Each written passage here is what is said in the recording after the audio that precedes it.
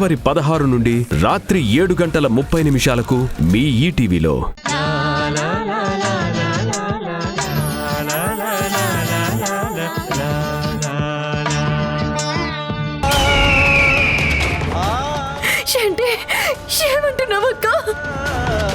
అమ్మ దక్ష, ఆగమ్మా.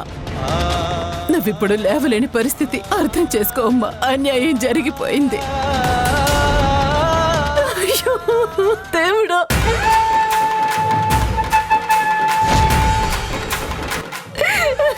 నేనేం పాపం చేశాను? కళ్ళు తెరవక ముందే కన్న బిడ్డని దూరం చేసావా? ఇప్పుడు నువ్వు అలా బాధపడకూడదు. ఒళ్ళు పచ్చిగా ఉంటుందమ్మా. మీరు శాంతంగా ఉంటేనే ప్రసవం సులువుగా అవుతుంది. దక్ష, ఒకరిని దూరం చేసిన ఆ దేవుడే ఇంకొకరిని ఇవ్వబోతున్నాడు. రామయ్య, ఒక బిడ్డని దూరం చేశావు. ఈ బిడ్డకైనా పూర్ణ ఆయుష్నివ్వు. ఎటువంటి ఇబ్బంది లేకుండా సునాయాసమైన ప్రసవం అయ్యేలా చేయి తండ్రి. రుద్ర, ముందు వేణీలు తీసుకురా. వెళ్ళు వెళ్ళు. దక్ష, కాస్త ఓపిక పట్టమ్మా, నీకేం కాదు.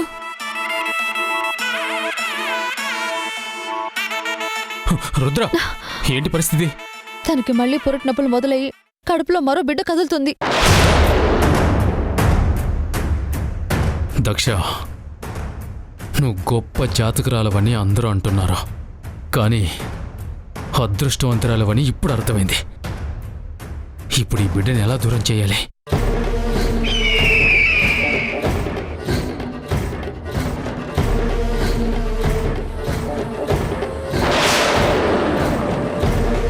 కాస్త ఓపిక పట్టమ్మా, ఓపిక పట్టు.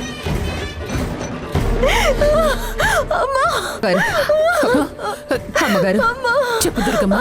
ఇప్పుడు మీకేం చెప్పాలో ఎలా చెప్పాలో నాకు అర్థం కావట్లేదు.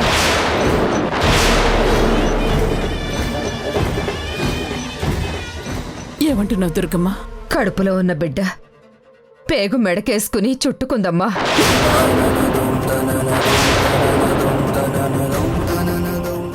ఇప్పుడు తల్లికి ప్రసవం చేయిస్తే తల్లో బిడ్డో ఎవరో ఒకరే దక్కుతారమ్మా. అంత మాట అనుకు దుర్గమ్మ. నా చెల్లికి మాత్రం ఏమీ కాకూడదు. ఈసారి బిడ్డకి ఏదైనా జరిగితే నేను తట్టుకోలేను. ఏదో ఒకటి చేసి ఇద్దరిని కాపాడు. పరిస్థితులు చేజారకుండా కాపాడు తండ్రి.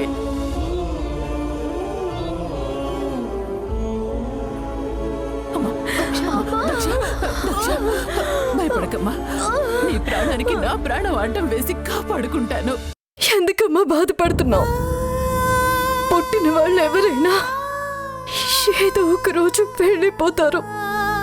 మనం పుట్టామంటేనే మరణం కూడా మనతో పుడుతుంది. కానీ అది ఎప్పుడు సంభవిస్తుందనేది ఎవరికి తెలియదు. కాబట్టి ఇంకా ఉంటామనే ఆశతోనే ఈ భూమి మీద బ్రతుకుతూ ఉంటారు. దక్ష, అంత పెద్ద మాటలు మాట్లాడకమ్మా. లేదమ్మా,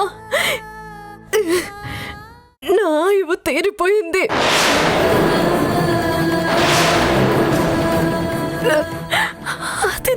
అది నాకు అర్థమవుతుంది. నేను ఒక బిడ్డని పోగొట్టుకున్నాను. కానీ ఈ బిడ్డ ఊపిరి పోసుకోవాలి. ఈ ఇంట్లోనే పెరగాలి. అంత మాట అనుకు దక్ష. నువ్వే ప్రాణంగా బ్రతుకుతున్నాను. ఇప్పుడు నీ ప్రాణానికి ప్రమాదం అంటే చూడమ్మా, ఈ ప్రపంచంలో ఏదైనా ఆలస్యం అవుతుందేమో, కానీ ఒక్క క్షణం కూడా ఆలస్యం అవ్వకుండా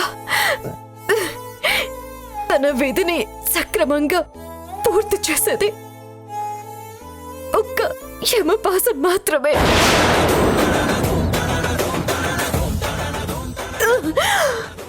ఆ మృత్యు కౌగిలించుకుందని నాకు తెలుసు.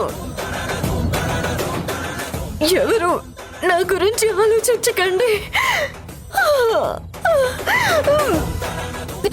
రామయ్య తండ్రి,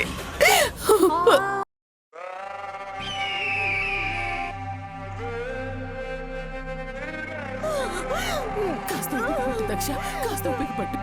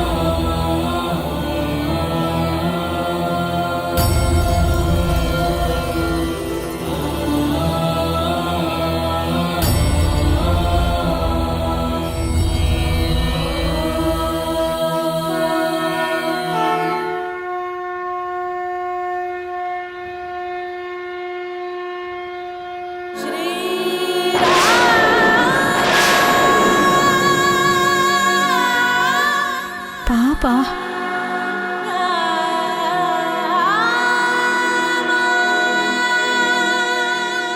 ఏంటండి ఈ పాప ఎవరు?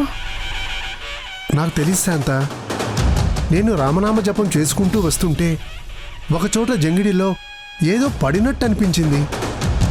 కానీ దాన్ని దించి చూడకూడదు కదా, అందుకే అక్కడ చూడలేదు.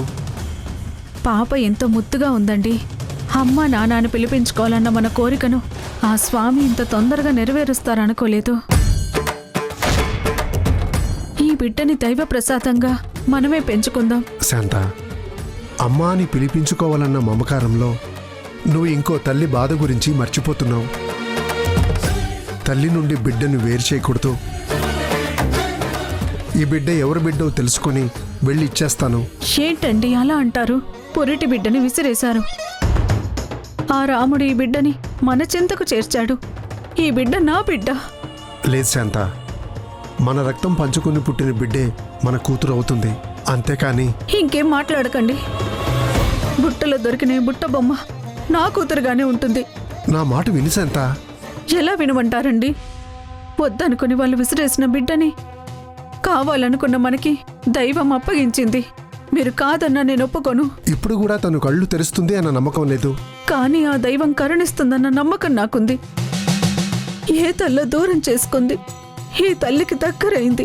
ఈ పాప మన పాపే. శివంగిలా మారి తనకి జరిగిన అన్యాయానికి బదులు చెప్పబోతున్న దేవికను తప్పక చూడండి. జీవన తరంగాలు ఈ నెల 16 నుండి మధ్యాహ్నం 3:30 నిమిషాలకు.